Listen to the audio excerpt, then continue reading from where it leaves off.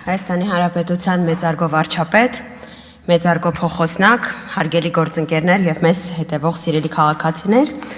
երկու օր քննարկում ենք ծրագրի կատարողականը, հնչել են իրապես տպավորիչ թվեր, ինչպիսին 18 թվականի նկատմամբ 3.3 միլիարդ դոլարի աճ 24 թվականի բյուջեի, 24 թվականի տնտեսությունը 2018-ի նկատմամբ 43.5%-ով մեծ է, եւ ես ցանկանում եմ խոսել այն միջավայրի մասին, որը էապես նպաստել է, որպիսի տնտեսությունը գործի, մեծանա, հարկեր հավաքագրվեն եւ թիրախային հասնեն Հայաստանի Հանրապետության բոլոր քաղաքացիներին եւ Լեռնային Ղարաբաղից բռնի տեղահանված մեր հայրենակիցներից յուրաքանչյուրին։ Ընդդիմության կողմից վախի, շատ ավելի հաճախ ուռճացված մտավախությունների, ել ավելի հաճախ իրար հակասող 170 աստիճան բացառող անհիմն մեղադրանքների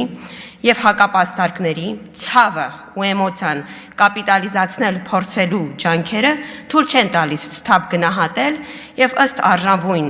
գիտակցել, թե ինչ է տեղի ունեցել Հայաստան-Ադրբեջան երկկողմ հարաբերություններում, ինչպես նաեւ Հայաստան-Թուրքիա հարաբերությունների կարգավորման գործընթացում։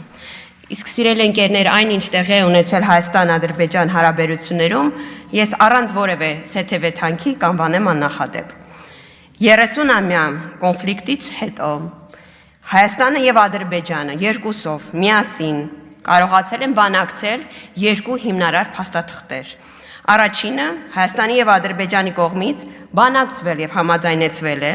այսուհետ Հայաստանի Հանրապետության ազգային ժողովի եւ Ադրբեջանի նախագահի կողմից ստորագրվել, այնուհետև երկուստեզեկուցվել է սահմանազատման եւ սահմանագծման կանոնակարգը։ Եվ ես շատ լավ հիշում եմ այն քննարկումները, որոնք փորձում էին ստվերել այն ձեռքբերումները, որոնք երկու պետություններ ունեն։ Իսկ փաստարկները հիմնականում հնչում էին հետեւյալ ձևով. Ինչու եք շտապում վավերացնել այս փաստաթուղթը Ադրբեջանը միևնույն է չի վավերացնելու այն եւ նույն ելույթում կար նաեւ հետեւյալ միտքը. Ինչու եք փորձում վավերացնել այն, ինչ մահաբեր է։ Եվ իսկապես ամբողջ քննարկման ընթացքում ընդդիմությունը այնպես էլ չկողմնորոշվեց։ Արդյոք այս փաստաթուղթը ի վերջո կործանարար է, թե մտավախություն կա, որ Ադրբեջանն այս կործանարար փաստաթուղթը չի վավերացնելու։ Եվ ես ցավոք սրտի ունեմ զգացում ինչ այս պահը, որ քաղաքացիներն ու ժողովուրդը ստարժանվում չեն կարողացել նկատել, թե ինչ է տեղի ունեցել այս փաստաթղթի վավերացմամբ։ Ես պնդում եմ, որ այս փաստաթղթով, մասնավորապես Ալմաթի հռչակագիրը որպես գործընթացի հիմք ընդունելով, Հայաստանը ճանաչել է Ադրբեջանի տարածքային ամբողջականությունը եւ այո, Ադրբեջանը ճանաչել է Հայաստանի տարածքային ամբողջականությունը։ Տեղի ունեցել երկրորդ կարևոր իրադարձությունը Հայաստան-Ադրբեջան հարաբերություններում։ 12 փուլ անց կողմերը կարողացել են համաձայնել 17 հոդված ունեցող խաղաղության համաձայնագրի շուրջ։ Այո, ընդդիմությունը այն կարող է պարբերաբար կապիտուլյացիա համարել, անվանել կապիտուլյացիա, բայց ուզում եմ հիշեցնել մեր բոլոր քաղաքացիներին, որ խաղաղության պայմանագրի բոլոր հոդվածները վերաբերում են երկու պետություններին հավասարապես, եւ եթե այն կողմերից մեկի համար կապիտուլյացիա, ապա նույնքան կապիտուլյացիա երկրորդ կողմի համար։ Ես ամենևին չեմ կարծում, որ այս փաստաթուղթը կապիտուլյացիա է, եւ ես որևէ պատճառ չեմ տեսնում օր առաջ այն չստորագրելու համար։ 50-ից ավել պետություններ շնորհավորել են երկու երկրներին բանակցային գործընթացը ավարտելու կապակցությամբ։ Իսկ որոշ պետություններ շարունակում են աղմկել։ Այդ աղմուկը դրսից ներս փորձում են բերել որոշ խորհրդարանական ուժեր, այսինքն որոշ չէ, շատ կոնկրետ խորհրդարանական ուժեր։ Եվ սա չի հաջողելու։ Այս աղմուկի մեջ մենք նկատելու ենք, որ Հայաստանը եւ Ադրբեջանը ունեն էական առաջընթաց բանակցային գործընթացում։ Այս աղմուկը չի ստվերելու այն հաջողությունը, որն ապահովել է գործող իշխանությունները, արտաքին գործերի նախարարությունը եւ բոլոր այն գերատեսչությունները, որոնք այս կամ այն փուլում ներգրաված են եղել գործընթացում։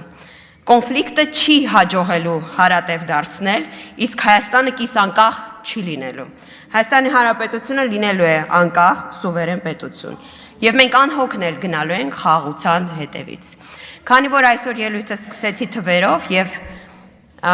դահլիճում հնչեցին թվեր ընտանեկան բռնության, ընտանեկան կենցաղային բռնության մասով, ես հարկ եմ համարում արձագանքել ընդդիմությանը եւ ասել դուք այդ ընտանեկան կենցաղային բռնության կանխարգելման հետ ինչ գործ ունեք, ինչ կապ ունեք։ Այս նիստերի դալիճում դուք այդ նախագծին դեմ եք քվեարկել։ Դեմ եք քվեարկել օրինակ նրան, որպեսզի միայն եկեղեցով ամուսնացած մեր զույգերը Աստվածչանի բռնության պարագայում կարողանան դիմել պետությանը։ Դուք այս օրենքի թվերի մեծացման հետ ինչ կապ ունեք, ինչ գործ ունեք։ Դուք չեք առաջնորդվել հատկապես կին պատգամավորները իրենց մտքով, խղճով, բռնության կանխարգելման ուղղված ջանքերով, ելույթներով դեմ եք քվեարկել։ Իսկ բռնության դեպքերը ամենևին չեն աճել։ Մենք պարզապես ապահովել ենք մեր բոլոր այն քաղաքացիների իրավունքները, որոնք բռնության պարագայում կարող են դիմել Հայաստանի Հանրապետությանը եւ գիտակցում են, որ Հայաստանի Հանրապետությունը ցանկացած բռնության պարագայում, ինչպես նաեւ հետամտման պարագայում իրենց կողքին են։ Մենք անհոգնել շարունակել ենք նաեւ այս պայքարը բռնության կանխարգելման օրակարգով եւ փառք Աստծո, որ ձեր աջակցության կարիքը ընդհանրապես չունենք։ Շնորհակալություն։